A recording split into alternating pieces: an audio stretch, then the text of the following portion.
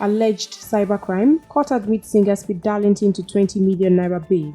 Justice Ekerite Apan of the Federal High Court has admitted the detained singer Darlington Achako, popularly known as Speed Darlington, to a 20 million naira bail with one shorty in like sum. Justice Apan gave the order in a ruling on the singer's bail application moved by his lawyer, Marshal Abubakar, after he pleaded not guilty to 2-count charge bordering on alleged cybercrime. Justice Apan ordered that the shorty, who must be a level 10 civil servant, must be a resident of Abuja and must depose to affidavit of means. He directed that the address of the shorty should be verified by the court registrar, and the shorty must either be a staff of the Federal Capital Territory Administration (FCTA) or be a federal worker. He also directed that the shorty should depose his letters of appointment and last promotion, which must be verified by the Deputy Chief Registrar of the court.